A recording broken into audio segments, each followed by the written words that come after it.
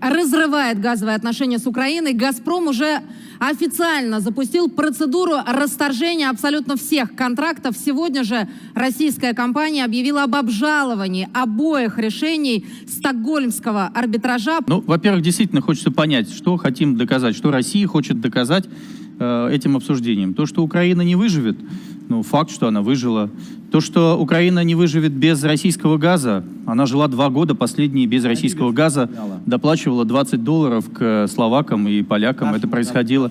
То, что сейчас Украина закупила на споте и заключила месячный контракт с поляками, которые действительно выставили большую цену, ну, замечательно. Так вышло, что это попало в холод, в снег. Естественно, пришлось Украину отапливать. Более того, секундочку, более того, Украина, пиковые цены, да. Более того, Украина выиграла у нас суд недавно. И эти цифры, которые сегодня сейчас... «Газпром» обжаловал. Убытки, которые... Ну, да, есть решение суда. Есть решение суда, оно не вступило в силу, но есть решение суда. Более того, я абсолютно уверен, в той политической ситуации, в которой мы сейчас находимся, скорее всего, это решение будет подтверждено апелляционной, возможно, конституционной инстанцией. Секундочку. Более того, да не перебивайте. Нет, более того, те расходы, те убытки, которые понесет сейчас Украина, чем больше, вы говорите 1300, кто-то говорит 1100, кто-то не знает, она впишет в эти судебные иски к нам по отношению к России. Более того, и суд, скорее всего, пойдет на это, потому что это досрочное расторжение договора по одной стране. Итак, мы вступаем в некую новую реальность, друзья мои.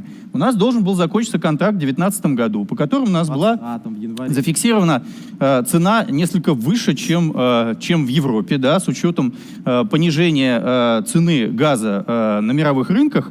Россия, собственно, пользовалась тем, за что Украина внутри ругала то Порошенко, то Тимошенко, всех больше вот этих олигархов, больше Тимошенко и так далее. То сейчас вступает новая реальность. Мы говорим о турецком потоке. Друзья мои, сейчас в Сирии и на Ближнем Востоке происходят такие вещи, что Турции воспринимать как нормального союзника, который способен будет, скажем так, выстраивать в интересах России проведение этой ветки, строит, но в какой-то момент, когда американцы, секундочку, когда американцы надавят, как они сейчас надавили и запретили покупку С-400 в Российской Федерации, без сомнения американцы продавят торможение и таких вещей, так как давили на Венгрию, так как давили на Болгарию. Никита Олегович, все вы правильно говорите, но Турция покупает С-400, несмотря на то, что ее запугивали даже вышвыриванием из НАТО. И поток построен, вот этот, о котором мы сейчас говорим, наполовину, что значит на 50%. А сейчас, с учетом того давления, которое есть на Россию, у меня есть большие сомнения, что и Турция надежный партнер, и России американцы позволят это делать. Относительно Северного потока-2, не далее, как вчера, мы с вами обсуждали очередную проблему экологическую, которая возникла. И это то же самое касается и Силы Сибири с Китаем, который тоже сейчас барахлит. Во всяком случае, вторая ветка, где 30 миллиардов кубометров. Иными словами, то, что происходит... Иными словами,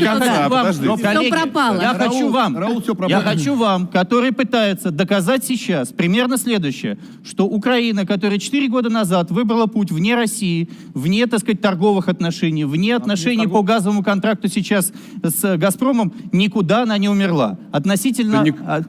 Кто же ей смерти-то желает, кроме вас? Киевскому режиму многие, кто желают смерти. Мы это отлично знаем. Относительно Польши, ну, нет там особых проблем. Польша будет с удовольствием на споте сейчас продавать по высоким ценам и с удовольствием будет зарабатывать, и с удовольствием будет реэкспортировать уже по длинному контракту. Но мы с вами, друзья мои, запомните, мы с вами сейчас лишаемся фактически единственного понятного транзита в Европу. И это последнее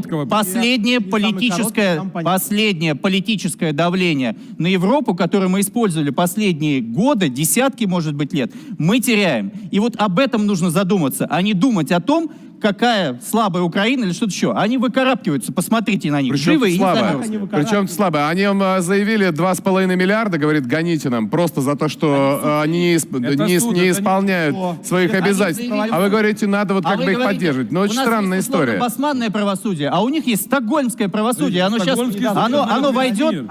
оно войдет сейчас вот в такой хэштег. Еще.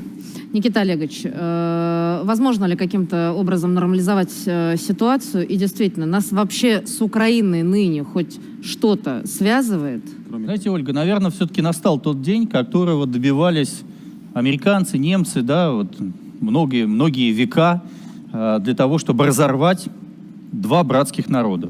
И этот день вот настал в тот момент, когда Стокгольмский суд и русские расторгли последнее, что нас связывает — газ. По большому счету нас больше действительно ничего не связывает. Да, связывают люди, да, связывают отношения, да, связывают люди, которые работают на нашей территории, да, связывает дружба где-то, где-то родственные отношения. Но по большому счету и на дипломатическом, и на политическом, и на человеческом уровне нас оторвали. Украина уходит. Непонятно куда. Я не хочу сейчас искать виноватых, правых и так далее. В США, в Европу, в Польшу или куда-то еще, но Украина от нас ушла сегодня. Это огромная печаль, которую я сегодня имею вам сказать. И я очень надеюсь, что с сегодняшнего дня, Олег Викторович, вот сейчас, если продолжите говорить, мы хоть немножко изменим тональность и постараемся прекратить разрывать вот эти отношения. И, может быть, вот в рамках нашей общественной дискуссии постараемся встроить, может быть, на новых отношениях, на новых подходах, форматах, людях, политиках, общественных деятелей. Но нам нужно возвращать это все на новый формат.